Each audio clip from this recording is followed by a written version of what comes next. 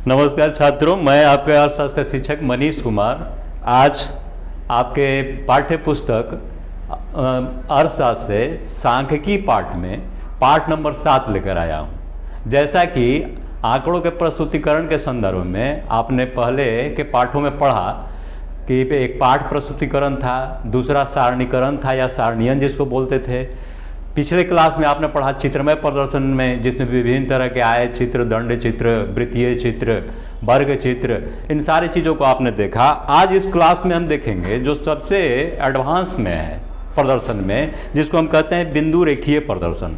और ये बिंदु रेखीय प्रदर्शन को मैं इस कारण से एडवांस में कह रहा हूँ कि बाकी में सीधा सीधा एक मान आता है, लेकिन इसमें बिंदु रेखीय प्रदर्शन में जो मान है वो प्रत्येक बिंदु पर चेंज भी होते जाते हैं इस प्रदर्शन के तहत। यानी इसमें जो है दरों में हमेशा परिवर्तन होते रहता है। मैं ये नहीं कह रहा हूं कि हाँ प्रत्येक बिंदु रेखीय प्रदर्शन में ऐसा होगा, लेकिन कुछ जो कर्वियल आकार लेते जाते हैं उसमें प्रत्येक बिंदु पर जो है रेट चेंज होते जाएगा। यानी हम ये कहें कि x और y चरों का भिन्न का मान हर जगह बदलते चला जाता है। अब हम चलें सिलेबस के अनुसार। सबसे पहले ये देखिए बिंदु रेखीय प्रदर्शन का ये सैंपल हमने दिया है। यहाँ पर हम आपको कुछ समझाने की कोशिश नहीं करेंगे, सिर्फ इतना ही बताएंगे कि कई चरों का जो है यहाँ पर यह प्रदर्शन है और उनमें सबका अलग अलग दिखाने के लिए विभिन्न कलर से दिखाया गया है। इसको आप आगे विस्तृत रूप में पढ़ेंगे।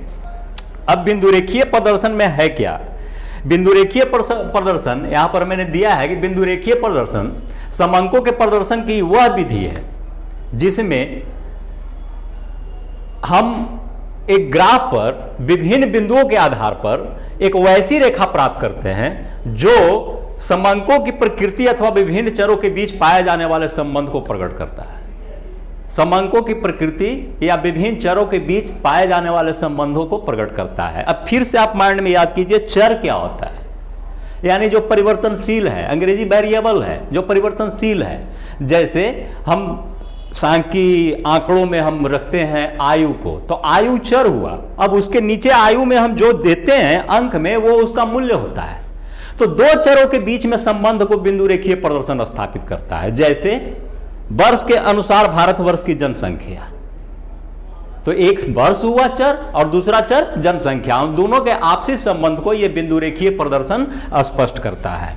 अब इसमें हम देखें बिंदु रेखा निर्माण कैसे होता है, तो बहुत ही आप 9-10 से ही इस चीज को पढ़ते आए हुए होंगे। सबसे पहले इसके लिए हम एक ग्राफ पेपर लेते हैं और ग्राफ पेपर का यहाँ पर हमने एक सैंपल रखा है। आप ये देखिए, ये तो जो है 5 लाइन का ग्राफ पेपर है।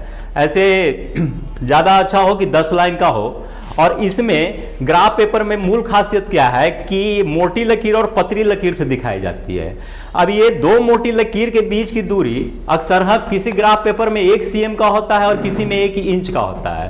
तो इसमें जो है अगर आप हर एक लाइन 5वें लाइन के अंतर पर आता है, तो इसका मतलब है कि हाँ जो है 1 cm को 10 भागों में बांटा गया है या 1 cm को जो है 5 भागों में बांटा गया है। जैसे हम मान लेते हैं कि यहाँ पर अगर हम लेते हैं इस लाइन से इस लाइन के बीच में, तो यहाँ पर हम 2, 4, 6, 8, 10 ऐसे करके भी दे सकते हैं, या 1, 2, 3, 4, 5, यानी एक निश्चित क्रम में हम ये उसको जो है बढ़ा सकते हैं। या हम अगर ऐसा करें कि यहाँ 1 दें और यहाँ 2 दें, तो इसका मतलब है कि 1 से 2 के बीच में बाकी ही जो हिस्से हैं उनको हम 5 भागों में बांट के यहाँ पर प्रदर्शित करते हैं कि 1 के बाद सेकंड हिस्सा क्या होगा, तीसरा जो है यानी बराबर बराबर हिस्सों में हम इनको 1 से 2 के बीच में जो यह है उनको हम बांटते हैं। तो ये ग्राफ पेपर पर होनी चाहिए, ग्राफ पेपर पर होती है। और यहाँ पर हमने लिख दिया है कि गणना की सुविधा के लिए मोटी लाल या नीली रेखाएं खींची रहती है। मोटी लाल या नीली रेखाएं, यानी कहने का मतलब है कि वो पहचाना जाए कि ये दो लकीरों के जो है दो अंतरों के बीच में ये रेखाएं हैं, यानी 2 रेखाएं ही उनके अंतर को स्पष्ट कर दे। जैसे यहां देखिए ये पतली है और ये मोटी लकीर है, तो ये मोटी लकीर जो है अंतर को स्पष्ट करती है। अब हम ये ध्यान दें कि रेखा चित्र बनाने की विधि क्या है। मूल चीज यही है, वो उतना तो आप भी जानते होंगे ग्राफ पेपर वगैरह के बारे में। मूल बिंदु यही है। सर्वप्रथम है कि इसमें एक मूल बिंदु मान लिया जाता है। अब मूल बिंदु चाहे वृत्त हो या कोई भी यह जो है चित्र हो, उसमें एक मूल बिंदु होगा, या मान लेते हैं कि वृत्त की एक मूल बिंदु, तो वृत्त की मूल बिंदु कहां पर होगी? केंद्र बिंदु। केंद्र बिंदु कौन सा होगा? जिसको हम केंद्र कहते हैं। केंद्र क्यों कहते हैं? इसलिए कि वहां से हर जगह परिधि की दूरी बराबर होती है, रेडियस हर जगह बराबर होती है। तो इसी तरह यहां एक मूल बिंदु मानते हैं, यानी बीच बीच में एक बिंदु ले लेते हैं ग्राफ पेपर पर।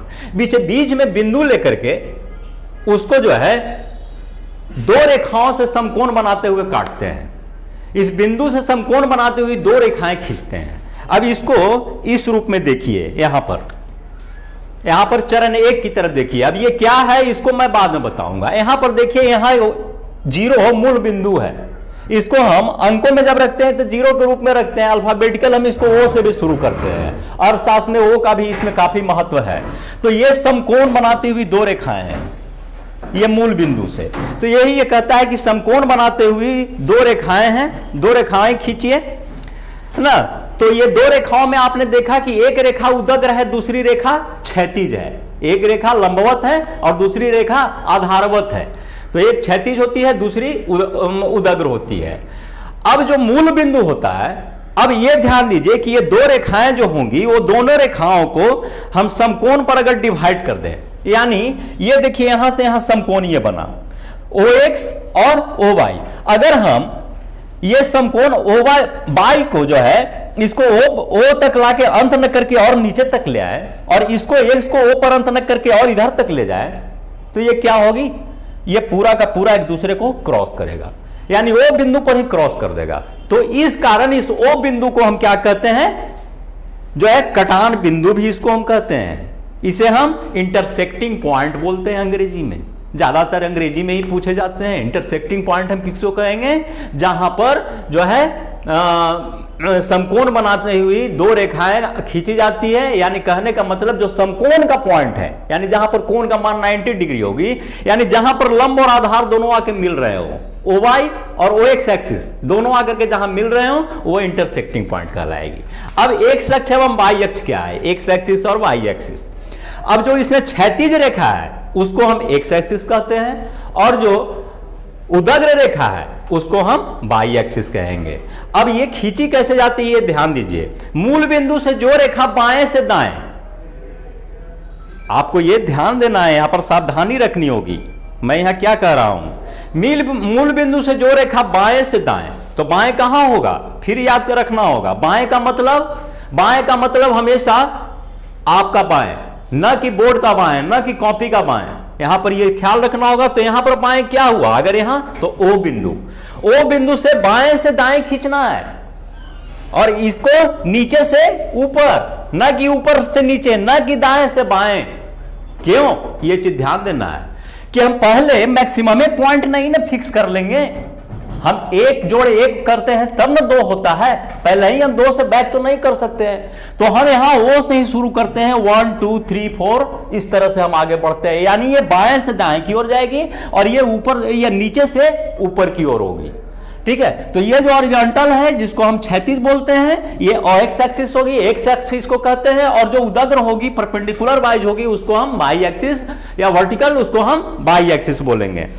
अब जो है इसमें आप ध्यान दीजिए कि उदग्र रेखा को हम जो है ये वाई एक्सिस जो खड़ी रेखा है उसको हम उदग्र रेखा कहेंगे। और अब देखिए कोटि और अक्ष, इसमें मूल ये है, ध्यान देना यहां पर ऊपर से नीचे की ओर खींची गई रेखा को हम कोटि, ऊपर से नीचे की ओर खींची गई रेखा अर्थात उदग्र रेखा को हम कोटि अक्ष कहेंगे। इसको हम ऑर्डिनेट बोलते हैं, ज्यादा मैथ में यही शब्द प्रचलित है। ऑर्डिनेट किसको बोलेंगे? जो रेखा उदग्र रेखा है उसको हम ऑर्डिनेट बोलेंगे। ठीक है, इसको हम, इस रेखा को हम क्या बोल सकते हैं? अगर हमको मापन से दिखाना हो तब, या अक्ष से, तो YO डैश आपका फिगर के अनुसार, ये ध्यान दीजिए, फिगर के अनुसार YO डैश, Y से Y डैश तक, ये आपका कोटि अक्ष हुआ। ठीक उसी तरह XO डैश आपका भुज। यानी हम ये कहेंगे कि उदग्र रेखा इसका कोटि अक्ष, और भुज अक्ष जो क्षैतिज रेखा है XO डैश। ये इसका जो है भुज रेखा होगा, भुजाक्ष इसको बोलते हैं। ठीक है, अब आगे बढ़ते हैं। अब इसमें चरण कितने होते हैं ये ध्यान दीजिएगा। तो चरण को देखने के लिए भी हमको जो है इसमें फिगर से ही आना होगा। आप ऊपर में भी देख सकते हैं, ये लिखा हुआ है क्वाड्रेंट 1, क्वाड्रेंट 2, क्वाड्रेंट 3, क्वाड्रेंट 4। ये है क्या, ये ध्यान दीजिए। सबसे पहले मूल बिंदु से ऊपर दाईं ओर क्वाड्रेंट 1, मूल बिंदु से ऊपर दाईं ओर। दिमाग में आ रहा है बात? फिर दाईं बाईं मत भुलाइएगा, ये रीजनिंग का भी प्रश्न है, हमेशा दाईं बाईं में गड़बड़ी होती है। तो मैंने क्या कहा, दाईं का मतलब बोर्ड का दाएं, कॉपी का दाएं नहीं, आपका दाएं। तो ओ मूल बिंदु से दाईं ओर, तो मूल बिंदु कौन था, ओ या 0, तो इससे दाईं ओर फर्स्ट क्वाड्रेंट, यानी वो क्या बनाएगा, Y O X. Second quadrant मूल बिंदु से बाईं ओर, मूल बिंदु से बाईं ओर सेकेंड, ये क्या बनाएगा, ये देखिए minus X O Y, minus X O Y. Third ये देखिए मूल बिंदु से नीचे दाईं ओर, ठीक है, माइनस एक्स प्लस वाई। और ये मूल बिंदु से नीचे दाईं ओर प्लस एक्स माइनस वाई। कहने का मतलब इसमें एक्स और वाई दोनों धनात्मक रहेंगे क्वाड्रेंट फर्स्ट में, सेकंड में वाई धनात्मक एक्स ऋणात्मक। अगर ये रिलेशनशिप दिखाना हो दोनों धनात्मक तो ये क्वाड्रेंट फर्स्ट। अगर हमको वाई धनात्मक एक्स ऋणात्मक दिखाना हो तो क्वाड्रेंट सेकंड लेंगे। अगर हमको जो है एक्स ऋणात्मक वाई धनात्मक दिखाना हो तो क्वाड्रेंट थर्ड लेंगे। और अगर हमको जो है एक्स धनात्मक वाई ऋणात्मक लेना हो तो जो है क्वाड्रेंट यहां पर आपका जो है फोर्थ लेंगे। अब इसको जो है इसमें देखिए जो मैंने बताया वही चीज करीब करीब लिखी हुई होगी। उदग्र रेखा की कोटि अक्ष ऑर्डिनेट कहते हैं बायो बाई भुजाक्ष। और ये चार चरण मूल बिंदु के ऊपर दाईं ओर, दाईं ओर मैंने बताया था, मूल बिंदु के ऊपर बाईं ओर, मूल बिंदु के नीचे बाईं ओर और मूल बिंदु के नीचे दाईं ओर। अब प्रथम चरण में ध्यान दीजिए, बायो एक्स में एक्स और वाई दोनों के मूल्य धनात्मक, देखते जाइए मिलाते जाइए। प्रथम चरण में अब यहां पर देखिए बायो एक्स में दोनों का मूल्य धनात्मक है या नहीं है। ये देखिए मान लेते हैं यहां पर हम लेते हैं ए पॉइंट को। ए पॉइंट ये क्या बतला रहा है, ए बतला रहा है x is equal to 3 and y is equal to 2। तो दोनों धनात्मक है यहां पर फर्स्ट में, है ना। अब जो है सेकेंड चरण में बायो एक्स डैश में x का मूल्य ऋणात्मक तथा y का मूल्य धनात्मक। सेकेंड चरण में ऐसे ही फिगर पे ही देख लीजिए, y धनात्मक और x ऋणात्मक। यहां डी पॉइंट पर, तो डी पॉइंट पर क्या बतला रहा है, y का मूल्य 3 और x का मूल्य -2, तो लिखाएगा -2 जो है और 3, यहां x डैश y या y ओ x डैश। ठीक है। अब थर्ड चरण में क्या है, इसमें तीसरा चरण में x डैश ओ y, तो x डैश ओ y में देखिए O y dash x dash O y dash, इसमें क्या होगा ये ध्यान दीजिए, दोनों के दोनों ऋणात्मक, क्योंकि ये -x और ये -y, इसको हमने माइनस को x dash O y dash से दिखा दिया है। ठीक है। तो थर्ड चरण में क्या था, थर्ड चरण में x भी ऋणात्मक और y भी ऋणात्मक। तो इसमें अगर इस पॉइंट को हम लेते हैं तो देखिए y -4 और x 1, यानी यहां लिखा हुआ है ये -x -y -1 -4, -x कितना है, -x का वैल्यू और -y का यहां पर दिया हुआ है। फोर्थ क्वाड्रेंट में आपके क्या होगा, x धनात्मक y ऋणात्मक प्लस x माइनस y। अब प्लस x माइनस y, यहां पर देखिए या तो प्लस x माइनस y लिखिए या x ओ y डैश लिख सकते हैं। ठीक है। तो इसमें यहां बी पॉइंट को अगर हम लेते हैं तो बी पॉइंट पर आप ये देखिए x 3 है और y -2 है। अब इसमें हमको कैसा संबंध ज्ञात करना है, ये डिपेंड होता है कि हम क्या दिखाना चाहते हैं। मतलब निगेटिव हमको संबंध जानना है कि पॉजिटिव संबंध जानना है। अब अगर हम इस मूल बिंदु से ए होती हुई ऊपर की ओर दाहिनी उठती रेखा खींचते हैं, जैसे इस तरह के हम ले आते हैं, तो ये दोनों धनात्मक संबंध है। और अगर हम यहां से 8 को टच करते हुए लाते हैं जिसमें ए भी एक बिंदु है, तो ये ऋणात्मक संबंध प्रदर्शित करते हैं। ध्यान देंगे क्या अंतर पड़ता है। अगर नीचे बाईं से ऊपर दाईं की ओर उठती है तो धनात्मक संबंध, और अगर ऊपर बाईं से नीचे दाईं की ओर रेखा गिरती है तो ऋणात्मक संबंध।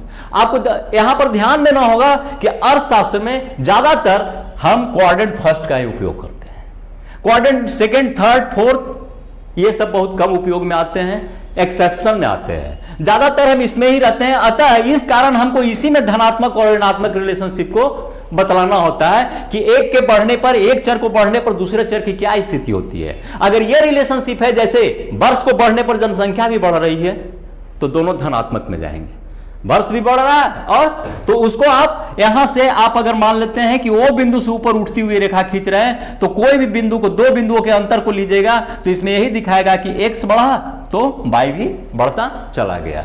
तो खैर वो धनात्मक हो या ऋणात्मक, अगर ये बिंदु को टच करता है तो धनात्मक रेखा से इसको हम जोड़े या ऋणात्मक से, ये बिंदु पर तो यही आंसर में आएगा कि हाँ यहां पर y2 और x3।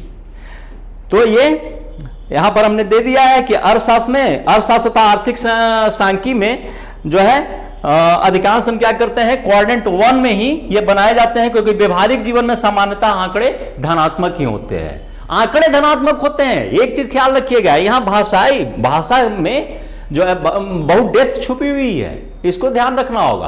आंकड़े धनात्मक होते हैं, न कि रिलेशनशिप धनात्मक होते हैं, इसकी गारंटी ये नहीं दे रहा है। ये कह रहा है कि व्यवहार में आंकड़े धनात्मक होते हैं। मतलब क्या है?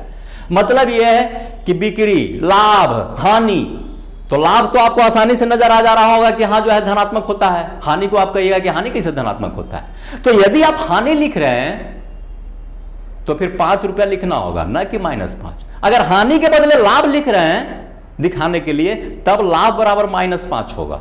और हम वैसा यूज हम लोग नहीं करते हैं। हम लोग अगर घाटा हुआ है तो उसको हानि ही लिखते हैं, तो हानि बराबर, तो एक तरह से क्या हुए, हानि भी लिखे तो वो आंकड़ा तो पॉजिटिव ही गया ना। हाँ, रिलेशनशिप अलग बात है कि दोनों के बीच में रिलेशनशिप क्या होगा। जैसे रिलेशनशिप उल्टा कैसे होता है? रिलेशनशिप उल्टा ये होता है कि साधारण लोग भी समझते हैं कि यदि मूल्य बढ़ती है तो वस्तु की मांग घटती है, तो ये उल्टा रिलेशनशिप हुआ ना। मूल्य ऊपर की ओर बढ़ेगा और वस्तु की मांग नीचे की ओर खसकेगी, तो ये उल्टा रिलेशनशिप में जो है ये होता है। अब हम आगे चले, बिंदु रेख बनाने के सामान्य नियम क्या हैं, ये ध्यान दीजिए। इसका जो है सबसे पहले तो है कि कोई भी आरेख बनाइए, उसका जो है सबसे पहले शीर्षक दीजिए, किस संदर्भ में ये बना रहे हैं। क्योंकि आप आरेख बना के दे दिए और शीर्षक नहीं है तो आदमी कैसे जानेगा कि किस संदर्भ में बनाया हुआ है, किस उद्देश्य से यह बनाया हुआ है। तो पहला चीज है कि शीर्षक। दूसरा क्या है कि पैमाने का चुनाव। ग्राफ पेपर, सबसे पहले यह ध्यान देना चाहिए कि एक बढ़िया बिंदु रेखीय प्रदर्शन वही होता है जो ग्राफ पेपर के बीचे बीच बनाया हुआ हो और उसमें दो रिलेशनशिप स्पष्ट पता चले। और उसमें क्या है कि मापदंड को भी सही लिखिए। जैसे ग्राफ पेपर की एक मोटी लकीर से दूसरी मोटी लकीर के बीच में आपने क्या रखा है, संख्या को 1000 में रखा है, करोड़ में रखा है, लाख में रखा है, ये ऊपर में दे दीजिए कि ये एक लाइन से दूसरे लाइन के बीच में इतनी इकाई हमने संख्या लिया है। अब अक्षों का अनुपात, अक्ष के अनुपात में एक चीज ध्यान देना है, हालांकि लोग इसको इग्नोर करते हैं। इग्नोर क्या करते हैं कि दोनों अक्ष बराबर खींच देते हैं। अक्षों के अनुपात में एक ही चीज ध्यान रखना है जो रेडियो एक्टिविटी में होता है। ये क्या, रेडियो एक्टिविटी में जो है यह जो है परमाणु संरचना का अनुपात 1:1.5 होता है। यहां भी अक्षों के अनुपात में 1:1.5 होता है ना। उसमें क्या होता है, प्रोटॉन और न्यूट्रॉन का अनुपात 1:1.5 के अनुसार जाता है। तो यहां भी अक्ष के में ध्यान देना चाहिए कि जितना OX अक्ष है उसका 1.5 गुना OY अक्ष हो, यानी X की तरफ अगर हम 1 मीटर जाते हैं तो OY की तरफ 1.5 मीटर जाना चाहिए। कृत्रिम आधार का प्रयोग, कृत्रिम आधार का प्रयोग ये थोड़ा सा समझने वाली चीज है। देखिए ये 4 फिगर से यहां प्रदर्शित किया गया है। जब सबसे निचला मूल्य भी बहुत बड़ा हो, सबसे निचला समंग भी बहुत बड़ा हो, तो वैसी अवस्था में हम आधार को तोड़कर दिखाते हैं। ऊपर में है सामान्यतः X अक्ष तथा Y अक्ष मूल बिंदु से आरंभ होते हैं। यद्यपि कि मूल बिंदु से हम दिखाते हैं 1, 2, 3, 4 करके। यदि आंकड़े में सबसे छोटा मूल्य बहुत बड़ा हो तब कृत्रिम आधार का, जैसे हम मान लेते हैं यहां पर देखिए इस फिगर में A में, अब मान लेते हैं कि ये Y अक्ष है, यहां पर हमने तोड़ दिया है। तोड़ दिया है इस कारण से कि सबसे जो छोटा आंकड़ा है वही 500 से स्टार्ट हो रहा है। तो 500 से स्टार्ट हो रहा है, तो इस पर ग्राफ पर लेने में बहुत ऊंचा पर तो यही चला जाएगा, और वो मान लेते हैं कि 500 से 700 के बीच में है ही। तो हम ऐसी परिस्थिति में क्या किए, यहीं से तोड़ के यहीं से हम 500 स्टार्ट कर रहे हैं। अगर हम साथ में रखते तो हमको दिखाना पड़ता 500 को 5 बार डिवाइड करके, या जितना भी आप वर्ग अंतराल ले रहे हैं उससे। उसी तरह एक तोड़ने का ये भी मेथड है, ऐसे भी हम कर सकते हैं और डायरेक्ट यहां से दे सकते हैं जहां से अक्ष पूर्णतः लंबवत होती है। तीसरा तरीका ये भी है, आपका ये कोई जरूरी नहीं है कि OY ही टूटेगा, OX भी टूट सकता है, इसके भी इससे भी संबंधित समंग जो है बहुत छोटे हो सकते हैं, और ये भी तोड़ने का मेथड है। ये 4 तरीके हैं। हो सकता है ये आपका एग्जाम में पूछ दे जो है छोटे प्रश्न में, लघुत्तरीय में, कि जो है इसमें कृत्रिम आधार का प्रयोग करते हुए रेखा चित्र बना करके समझाएं, तो ये चारों रेखा चित्र आप उसमें डाल दीजिए। अब अगला ये इसमें क्या है, इसी का विश्लेषण। इसमें शून्य तथा आंकड़ों के सबसे छोटे मूल्य के बीच अक्ष पर खाली स्थान छोड़ा जाता है। बाई अक्ष तथा एक्स अक्ष पर कृत्रिम रेखा के विभिन्न रूप को नीचे के चित्र में आप देख सकते हैं।